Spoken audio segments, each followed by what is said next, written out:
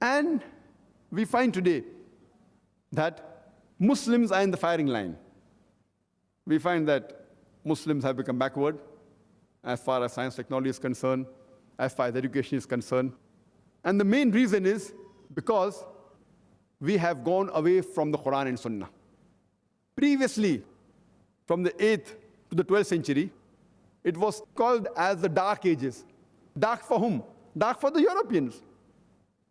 The amount of advances the Muslim Arabs made, it is phenomenal. And if we read history, what we read in school, I myself have passed from a convent school, a Christian missionary school. I've got my education from there. It's later on, afterwards, I realized that what I read in school and in my medical college, I being a medical doctor, many things is something different. We are taught in school that the blood circulation was first discovered by William Harvey. In fact, if you read the Quran, Quran speaks about the blood circulation. In Surah Nahl, chapter number 16, verse number 66, how does the food enter into the stomach? Then from there, it goes in the intestine. From the intestine, via the bloodstream to various organs of the body, including the mammary glands, which is responsible for the production of milk. It speaks about the production of milk and about the blood circulation in a nutshell in Surah Nahl, chapter 16, verse 66.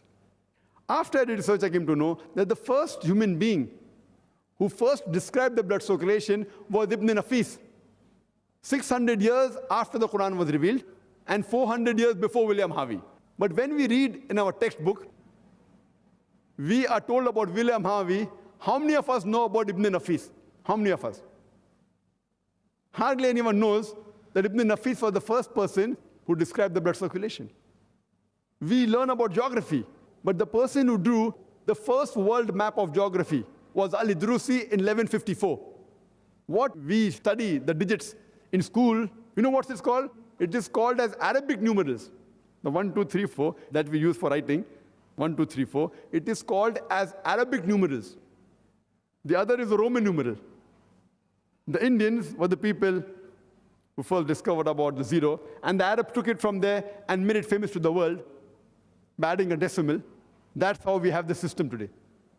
We learn in mathematics about the Pythagoras theorem that the square of the hypotenuse in a triangle is equal to the sum of the square of the other two sides. The Pythagoras theorem that we learn in school, it was first discovered by Al-Tusi. So we know that Muslims, few centuries back, they were advanced in science and technology.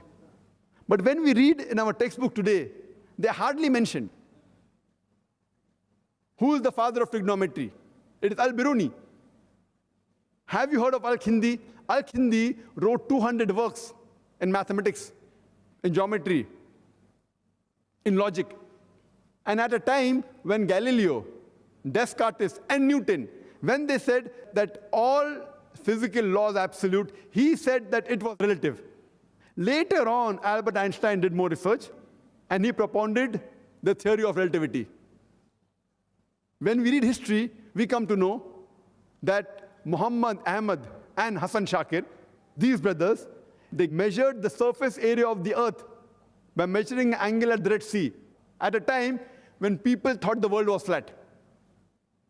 We learn chemistry, and we are told that Geber is the person who discovered alcohol.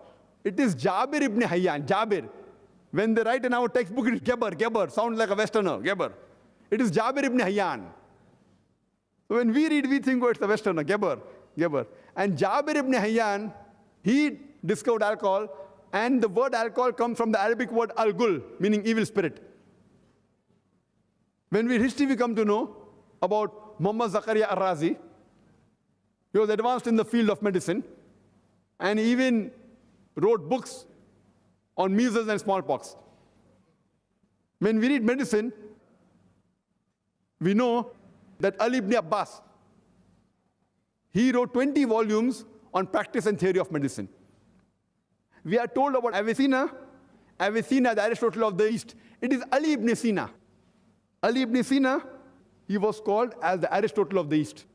He was a philosopher, he was a mathematician.